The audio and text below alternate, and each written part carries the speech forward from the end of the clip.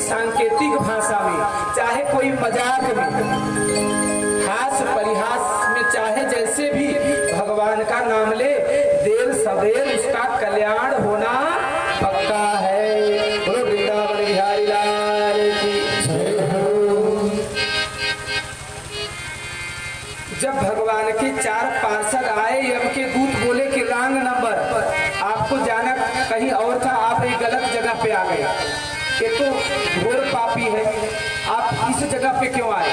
बोले नहीं, इसने भगवान नारायण का नाम लिया है। अरे बोले नारायण भगवान का नाम नहीं, अपने बेटे का नाम लिया है नारायण। बोले नारायण बेटे का नाम तो अब पड़ा, लेकिन भगवान का नाम नारायण तो अनादिकाल से।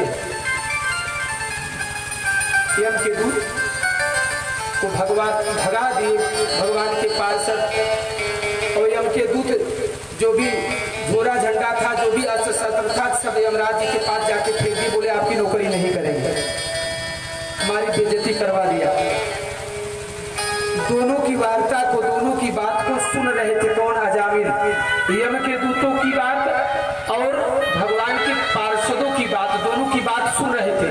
सोचे जब मैं धोखे से अपने बेटे के चक्कर में भगवान नाम का उच्चारण किया, तब भगवान के पार्षद हमें बचाने के लिए आ गए। अगर सचमुच में मैं प्रीति पूर्वक, प्रेम पूर्वक भगवान का जाप करता, जब कीर्तन करता, तो हमारा कल्याण हो जाता। तुरंत घर द्वार छोड़ करके अपने पतिव्रता जो पत्नी का परित्याग कर दिया था जामिल ने, पुनः ले आए और भजन करने के लिए हरिद्वार में चले गए। और द्वादशाक्षर मंत्र जो ओम नमो भगवते वासुदेव, इस प्रकार का मंत्र जप करके अपने जीवन को धन्य बनाया।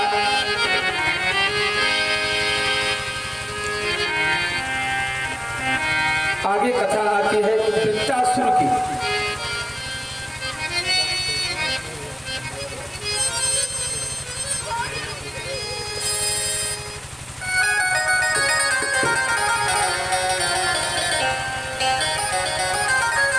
कथा आती है कि इंद्र ने अपने गुरुदेव बृहस्पति का अपमान कर दिया था। बाद में देवताओं ने कुल गुरु के रूप में बृहस्पति के जगह पर विश्व रूप को निर्धारित किया था। और विश्व रूप से और त्वष्टा ऋषि से संबंध था, मामा और भांजे का। तो देवताओं के लिए आहुति देते थे, साथ साथ में राक्षसों के लिए भी आहुति डालते थे। इसके लिए इंद्र ने विश्व रूप को मरवा दिया। तो आत्महत्या लग गया, ब्रह्म हत्या लग गया इंद्र को। तो उस ब्रह्म हत्या को 4 भागों में बांट दिया। उस ब्रह्म हत्या को 4 भागों में बांट दिया। पहले भाग को दे दिया पृथ्वी को, जो ऊसर के रूप में है। ये ऊसर सामान्य चीज नहीं है। जो इंद्र को ब्रह्म हत्या लगा था विश्व रूप अपने कुल गुरु को मारने का, वो ब्रह्म हत्या का भाग है ऊसर के रूप में। और दूसरा भाग पानी को दिया, जो कि झाग के रूप में है। तीसरा भाग वृक्षों के को दिया जो गोद के रूप में, और चौथा रूप माताओं को दिया जो कि मासिक के समय माताओं के शरीर से जो खराब खून निकलता है। ये ब्रह्म हत्या का प्रभाव।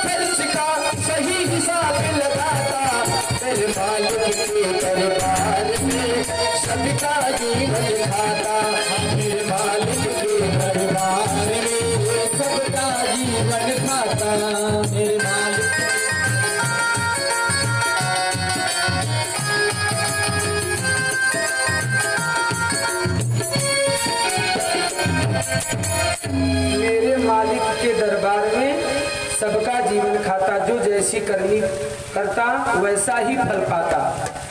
कहते हैं कि आज के समय में जो सीसीटीवी कैमरा लगा है, पहले सीसीटीवी कैमरा नहीं था, और वो भी सब जगह सीसीटीवी कैमरा नहीं है, लेकिन एक ऐसा सीसीटीवी कैमरा परमात्मा का है जिस सीसीटीवी कैमरे से हम बच नहीं सकते। एक पादरी था, उसने अपने अनुयायी से कहा कि जाकर के फलाने टाकीज में बात करके आओ, वहाँ अच्छी फिल्म लगी है, लेकिन लोग देखेंगे सोचेंगे पादरी होकर के फिल्म देखने आया है। जाकर के टाकीज के मालिक से पूछ करके आओ कि आपके टाकीज में कोई ऐसा प्राइवेट खिड़की या दरवाजा है जिस दरवाजे से हम जाएं और कोई देख न पाए। तो वो टाकीज का मालिक भी कोई सत्संगी रहा होगा, उसने कहा कि जाकर के पादरी के बच्चे से कह दो हमारे टाकीज में क्या दुनिया की कोई ऐसी टाकीज बनी नहीं है, अथवा उसमें कोई ऐसा प्राइवेट दरवाजा बना ही नहीं है जिस दरवाजे अथवा जिस खिड़की से कोई जाए और मेरा परमात्मा न देखे।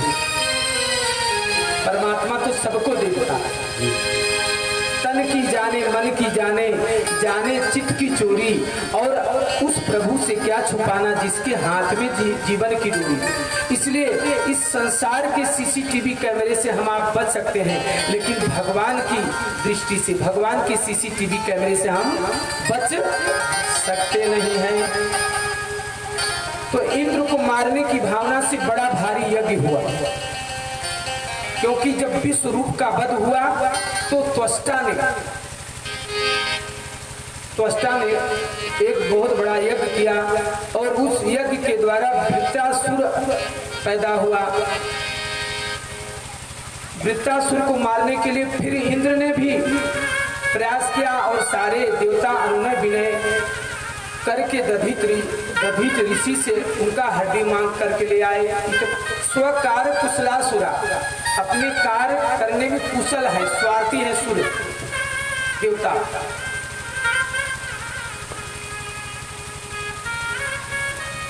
और उससे वज्र का निर्माण हुआ। दधिच ऋषि की हड्डी से वज्र का निर्माण हुआ वृत्तासुर को मारने के लिए। लेकिन वृत्तासुर भी पूर्व जन्म में भगवान का भक्त था तो राजा चित्ररथ नाम का राजा था, लेकिन बहुत बड़ा भक्त था भगवान का। इसके लिए जब मार रहे थे उस वज्र से वृत्तासुर को, तो उस वज्र में वृत्तासुर को भगवान दिखाई दे रहे हैं और प्रार्थना कर रहा है वृत्तासुर भगवान से, क्या हम हरे तब पादै कमूल दासानुदासो भवितास्मि भूयः।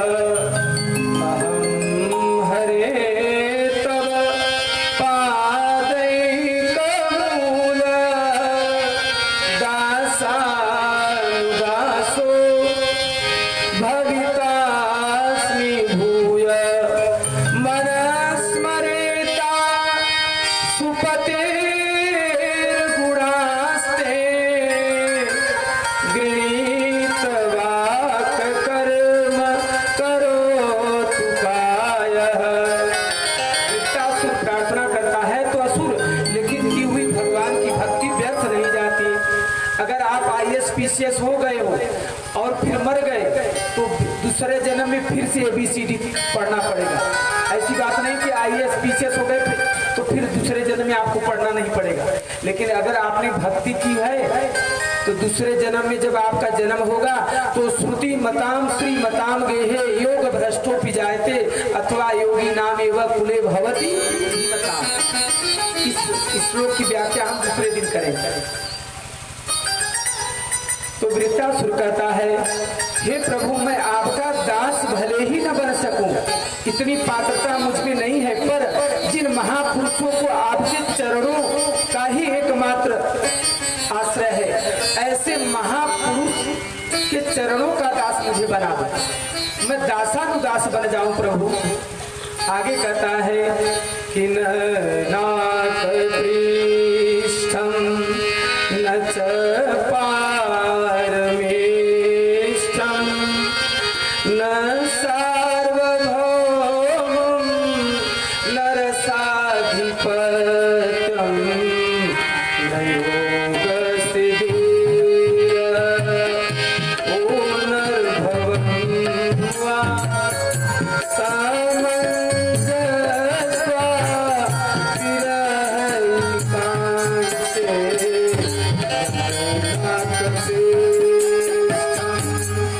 वृत्तासुर कहता है कि हे निखिल सौभाग्य निधि प्रभु, मुझे न स्वर्ग चाहिए, न मोक्ष चाहिए, न सार्वभौम पदवी चाहिए, न योग सिद्धि चाहिए, कि कामी ही नारी प्यारी जिमी लोभी प्रिय जिमी जाम, कि मेरा भुनाथ निरंतर प्रिय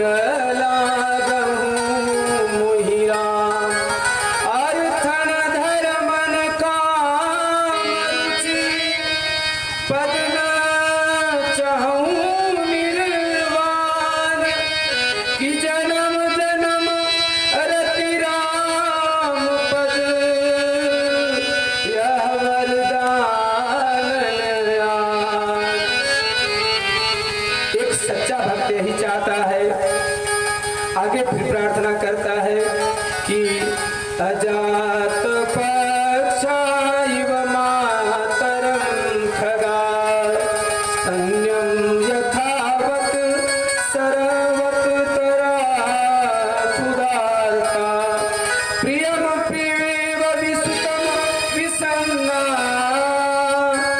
मनोहर विन्दाक्ष दिदीक्षते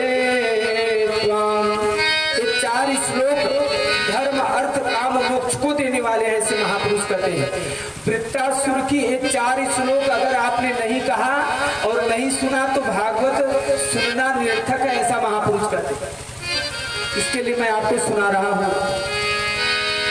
वृत्तासुर आगे कहता है कि प्रभु जैसे उल्लू बिल्ली का बच्चा माँ को याद करता है, चिड़िया उड़ जाए तो अपने को असुरक्षित महसूस करता है।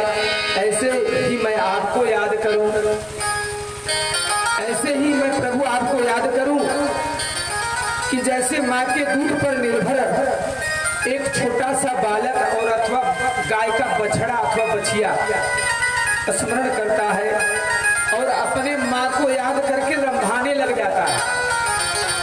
एक बछिया अथवा बछड़ा जब दूध पीने की बारी आती है, उसको भूख लगती है, तो बछिया अथवा बछड़ा रंभाने लगता है, ऐसे मैं आपको याद करूं। कौन कर रहा है? वृत्तासुर।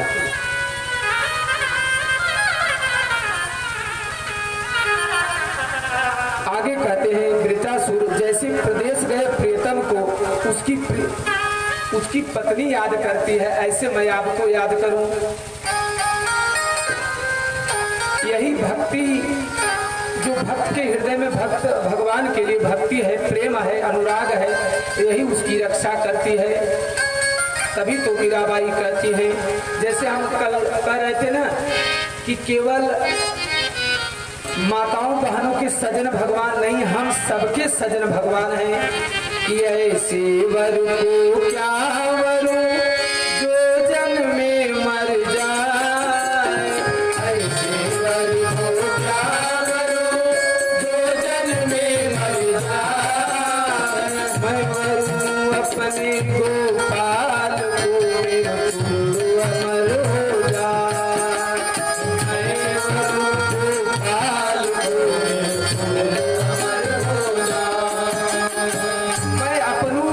मैं वरूं अपने गोपाल को मेरो चुड़लो अमर हो जाए। सबके सजन भगवान हैं।